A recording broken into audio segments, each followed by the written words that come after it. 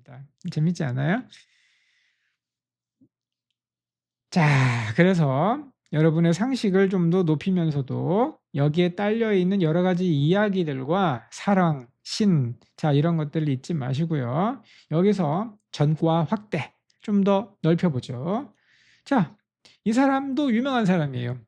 저는 그림은 전혀 모릅니다. 고등학교 때 점수가 89점이 나온 거예요. 90점이어야 수가 나오는데 그림은 정말 못 그려서요. 제가 이제 두 번의 안타까운 행동을 했습니다. 첫 번째는 뭐냐면 미술 선생님한테 가가지고 바짓가랑이 자꾸 늘어지면서 막 김밥도 뇌물로 바치고 이러면서 1점만 올려주십시오 해가지고 그냥 불쌍해서 1점 올려받은 적도 있고, 정문화를 그리라는데 뭐 그림을 왜 그려 그런 거를. 그래 가지고 친구한테 밥 사주고 그 저기 대신 그리게 해서 내기도 하는 아주 흑역사를 가지고 있고, 아주 뭐 그림은 아주 젬병입니다. 근데 이 사람 이름은 알고 있고 그림은 본 적 있어요. 그게 누구예요?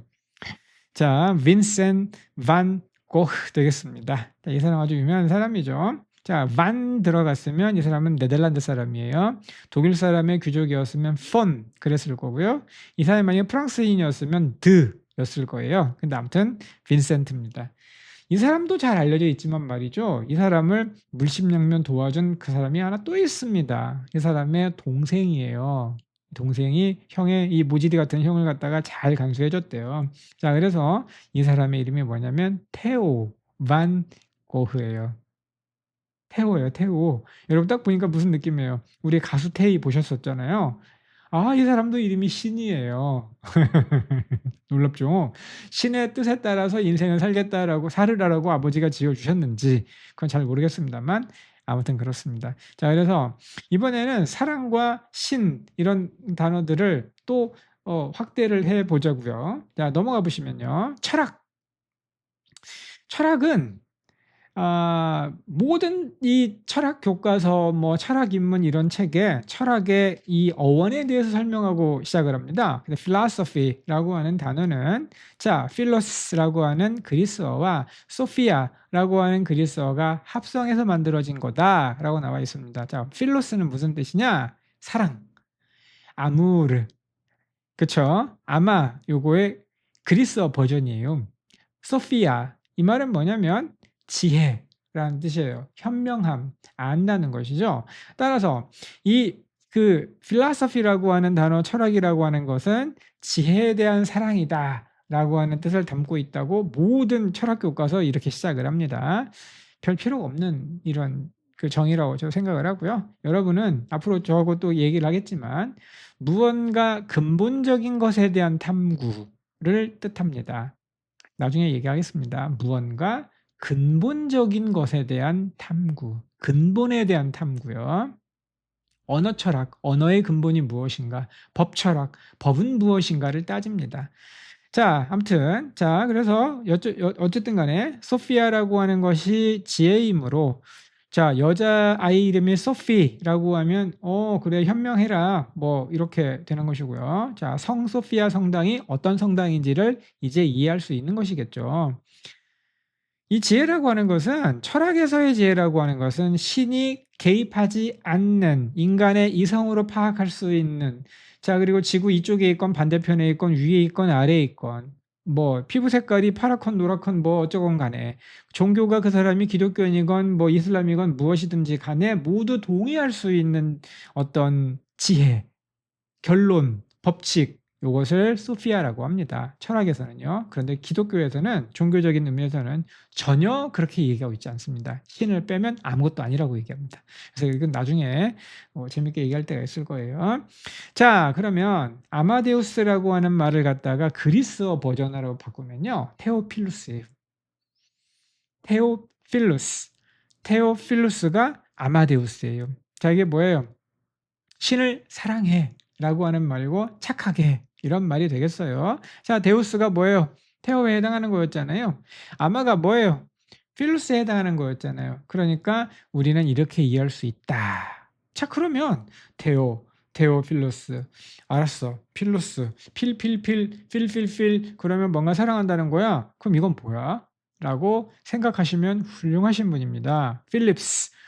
자, 전기회사, 전자제품 회사죠. 이 회사 뭐 하는 회사예요?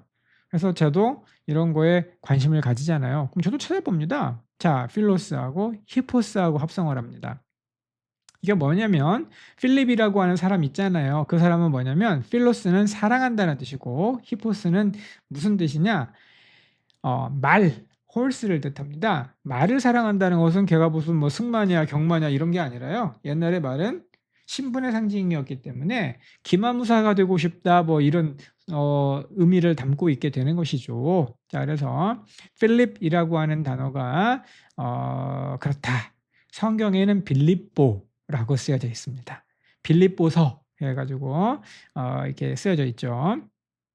자, 그래서 얘기가 나온 김에 제가 도저히 참을 수가 없게 또 이제 하나만 더 넓혀가면 될 것이라서 이 어원을 공부한 김에 이걸 가져왔습니다. 이걸 보고 혹시 아시는지요? 자, 동로마 제국의 수도였던 그 비잔틴 제국의 수도였던 콘스탄티노플을 지키던 요새입니다. 자, 이걸 갖다가 지금 보시면 삼중 성곽으로 되어 있다는 것을 아실 수가 있어요. 어마어마한 성곽입니다. 삼중 성곽이면 어느 정도 왜 그게 그렇게 좋은데요라고 얘기하냐 그러면은 자, 맨 앞에 해자라고 부르는 게 있죠. 여기 물이에요. 물이 왜 뭐 이렇게 무서워요? 갑옷을 입었기 때문에 물에 빠지면 거의 대부분 익삽니다. 그러니까 건너오기가 쉽지가 않아요. 자, 그래서 1번 성곽에서 뭐 돌 던지고 화살 쏘고 이러고요. 2번 성곽에서 또 쏘고요. 3번 성곽에서도 또 쏘고요. 그러니까 아주 죽을 맛이겠죠. 그래가지고 난공불락의 요새라고 불리던 그런 성곽입니다. 게다가 콘스탄티노플 성은요, 이게 황소뿔처럼 이렇게 생겼었어요. 그래가지고 바다로 이 양면이 있었기 때문에 바다로 들어오기가 힘들어요. 바다에서는 포위 작전을 하기가 힘들잖아요. 한 면만 막으면 되는 거였기 때문에 저런 성곽이 있었습니다. 이민족들이 털어먹으려고 왔다가요. 성곽 한번 쳐다보고 그냥 갔대요. 그런 일이 되게 많았답니다. 얼마나 성곽이 대단했는지. 동서교통의 십자로 오직 이 좁은 물길을 통해서만 그 비싼 향신료와 비단과 이런 것들이 여기를 지나갈 수 있었어요. 그 통행세 뜯어먹는 걸로 살았습니다. 자, 그래서 이 성을 차지하겠다고 메흐메드 2세라는 이슬람 술탄이 필사적인 공격을 하죠. 그래서 이 성이 기어이 무너집니다. 그래서 지금 이스탄불이 되었습니다. 터키의 이스탄불이에요. 자, 이것을 우리가 뭐라고 부르냐면요. 테오도시우스 성벽이라고 해요. 테오도시우스 성벽이요. 왜냐하면 테오도시우스 황제가 만들었다 해서 그렇게 붙였어요. 자, 그래서 테오도시안이라고 써 있잖아요. 자, Theodosian Walls입니다. 자, 그러면 이 단어 또 성명풀이 해봐야죠. 우리 어원 좋아하니까요. 자, 테오 당연히 신이겠죠. 자, 도시안만 우리가 알면 되겠습니다. 이게 뭐냐면 자, 뭔가 준다, 선물한다. 자, 그러니까 뭐예요? 테오도시안은 뭐예요? Theodosian, 신의 선물이죠. 그쵸? 야, 신께서 주신 우리 벽이야. 아무도 못 들어. 라고 하는 말 되겠습니다. 자, 그러니까 신의 선물 벽이 되는 것이고, 자, 그래서 우리가 이렇게 이름을 짓는 경우가 있잖아요. 자, 신의 선물이야. 우리 태어난 아기가 너무 정말 소중해. 자, 소녀 이름에 하은이다 그러면 하나님의 은혜, 소녀 하영이다 그러면은 자, 하나님의 영광 이런 식으로 이름을 짓는 경우가 많이 있습니다. 그래서 하나님의 영광은 떼오 글로리아? 이렇게 이름을 지을 수도 있지 않겠냐. 재밌게 생각해 본다면 말이죠. 점점 여러분이 어원을 알면 이렇게 확장할 수 있단 말이죠. 자, 여기까지 공부를 하니까요. 이제 토 나올 정도로 사랑한다, 사랑한다 이 얘기에 대한 여러 가지 단어들을 많이 알게 되었잖아요. 자, 그래서 약간 좀 여러분이 좀 어지러워할 수가 있을 것 같아가지고 저는 이제 생각나는 대로 이제 단어가 이제 계속 꼬리에 꼬리를 물면서 이제 이어지는 걸 되게 좋아하거든요. 너무 이제 긴장하지 마시고요. 즐겁게 봐주시면 좋겠지만 그래도 어느 정도의 진도표 정도는 여러분이 그림을 가지고 계시면 좋을 것 같아서요. 자, 지금 맨 처음에 이제 접두사 아를 공부했었잖아요. 그러고 난 다음에 뭘 공부했어요? 이 접두사 아와 연관된 여러 단어들이 긁어내려오면서 여러분에게 이런저런 이야기들을 했습니다. 영어 공부 이렇게 하십시오. 저렇게 하십시오. 상상력을 발휘해 보십시오. 어원을 봅시다. 그 다음에 형태를 보시면 접두사, 전미사, 어근이 있습니다. 뭐 이런 여러 가지 의미 있는 얘기들을 했습니다. 자, 그리고 난 다음에 또 어디가 우리가 가야 될 거냐면 아의 변형으로 아드가 있어요. 그 아드를 가는 중에 쭉 지금 가고 있는 중입니다. 그래서 그 중간에 또 뭐가 좀 이제 다음 시간에 이어질 거냐면요. 이 아가 나온 김에 여러분에게 이제 문법 얘기를 좀 해보려고 해요. 여러분은 문법을 어떻게 생각하시는지요? 저는 문법을 좋아합니다. 그래서 문법을 라틴 비교급이라고 하는 것과 접두사 아하고 연관이 있거든요. 그러면 한 번에 해결하고 나가는 게 좋지 않겠어요? 그래서 이제 다음 시간에는 라틴 비교급에 대하여 한번 좀 공부를 해보겠습니다. 이거를 알고 계시면 굉장히 좀 이미 영어 공부가 좀 되신 분이죠. 아니라 하더라도 한 번 듣고 아 그래? 그래. 뭐 이렇게 하시면 됩니다. 네. 일단 이거 보고요. 오늘은 여기까지 하는 걸로 하겠습니다.